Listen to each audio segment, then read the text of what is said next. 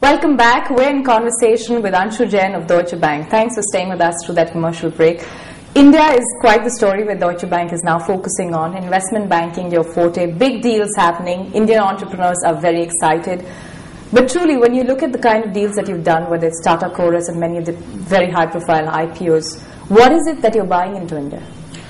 A whole variety of things. We've been active in India now in our current state for about 10 years. And initially it was really about people. So in the mid-90s and sort of towards between 95 and 99, when Deutsche itself was transforming, the chief role that India played was as a supplier of some truly outstanding talent.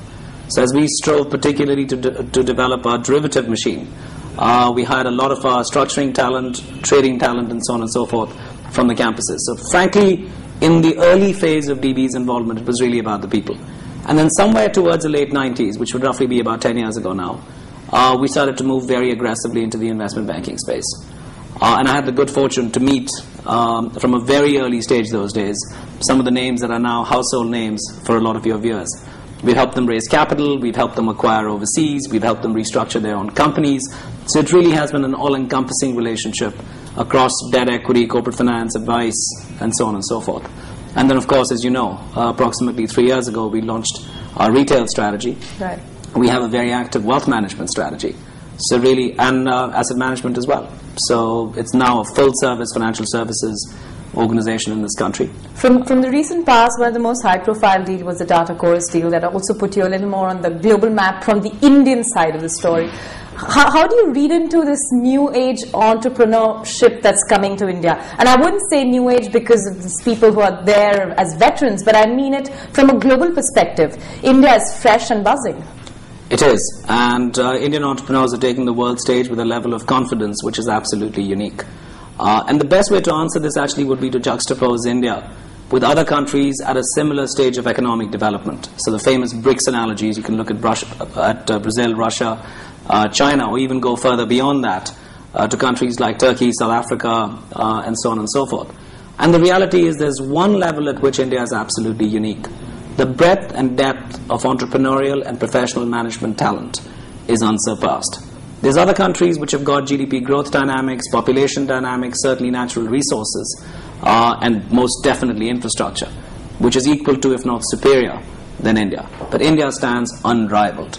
Having worked closely with people like Nandan Nilekani, Mukesh Ambani, Sunil Mittal, Mr. Tata more from a distance, it's been incredible to watch these people. And the confidence and poise with which they've taken the world stage. In the Tata Chorus deal that you're talking about, it's actually incredible to note, away from the financial engineering and the tremendous strategic input, the fact that the unions and the other stakeholders within Chorus actually welcomed Tata. And if you look at the other countries at a similar stage of development and their ambitions to acquire in the West, they're facing much greater resistance. But do you read into this confidence even as everyone is basically now facing this worry of what's happening in the West? Do you see that confidence retain itself? Actually, it's completely the reverse, Shaili. It's a tremendous opportunity. So what we were discussing in the earlier part of the segment neatly inverts itself when we look at it. Let's look at it from the vantage point of an Indian entrepreneur looking out West. He's always had this tremendous cost advantage. He's got actually a terrific management team now which has been through with him over the last 5 to 7 years.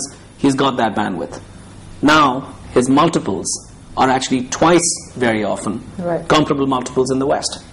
So the reality is he's got acquisition currency, he's got that aspiration, he's got management bandwidth, and he's got a tremendous cost advantage. So actually, the circumstances that we've just seen develop in the last 6 months may play perfectly for Indian entrepreneurs seeking to buy brands and actually extend their value chain, whether it's technology, brand, marketing, or whatever. But is it extension just purely because of the dollar being in the doldrums? Is it taking them towards the US a lot more than it traditionally has been towards Europe, for example? I'm not sure the currency play is that significant. The US is obviously the leading economy in the world. But and frankly, this is their chance to actually grab their assets there. Well, you've seen actually mostly it's been the India-Europe story so far. That's if you want to think of Mittal Arcelor, I don't know if you can think of Mittal as an Indian company or not. There's a lot of debate around that, and certainly Tata Chorus. So far the activity has mostly been in Europe. I will be reasonably confident in predicting for you that we will see an Indo-US transaction of similar scale sometime in the next 12 months. But I'm not sure currency dynamics alone will be that important. But if you look at the India story, now I think a lot of these people that you mentioned, Mukesh, Nandan and everyone else, they are beginning to talk about depending on India. They want to focus on the Indian market. I mean, technology is surprising, so far been the back office of the world, but they say that let's just start looking at the opportunity here within. Is that sense of direction right now the appropriate thing to do? I think you've got to get the balance right. There's no question about the fact that the dizzying growth rates you will experience in this country you will not see elsewhere. But there still are some massive advantages of coming west. And if you look at the reason behind the Tata Chorus combine, or many other transactions, frankly, which we are looking at currently or may look at in the future, if you look at the value chain, so much of it is lost if you don't have a brand, if you don't have cutting-edge technology.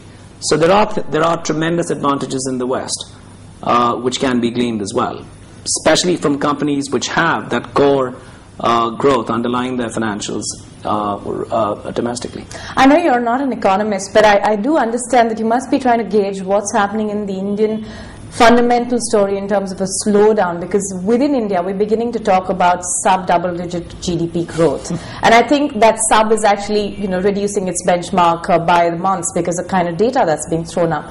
Is there a little more confidence that this is going to be a realistic story than a euphoric one? I said earlier that we remain very optimistic on Indian growth. I believe the Deutsche Bank forecast for growth in 2008 has been lowered to 8.2%, down from 9%. So yes, there is an element which you shave off, and again, as we said earlier, that's because of your connection to the global economy and some domestic factors as well. But frankly, I mean, I smile because this is a very high quality problem. I mean, sub-double-digit GDP growth.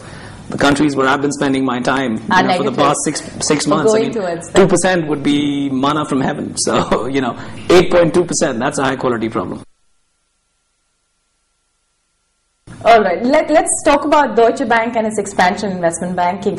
Last couple of months we've seen fresh tranche of money come in terms of what would be Deutsche's expansion plan here, partially in retail and to a great extent in investment banking. How do you perceive India as a market for Deutsche Bank globally?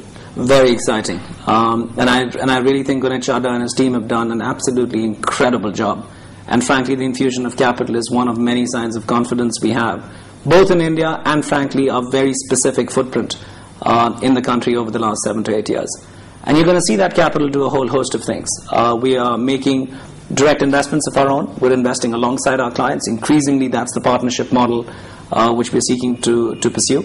We've just been given a non-banking a financial company license, which is something we're very excited about. It allows us to expand the scope of our operations within the country. And then certainly from an equity underwriting standpoint as well, you'll see us in a much more prominent mode going forward. We started out building our fixed income business, and I think we are widely recognized today as a fixed income derivative powerhouse globally, but also in India. On the equity side, we've made tremendous strides, and we are confident we'll continue to move in that direction. And there's a real focus on corporate finance, M&A and advisory now as well. So realistically speaking, I mean, being the person who is now most associated with Deutsche Bank after the man at the helm already, you are a person who's looking at India with a lot of interest and excitement. Do we really see that over a 5-year horizon, India would then become a serious pillar in the expansion that it takes on globally? It is already, Shaili. In fact, I have to correct one misapprehension. You'd be stunned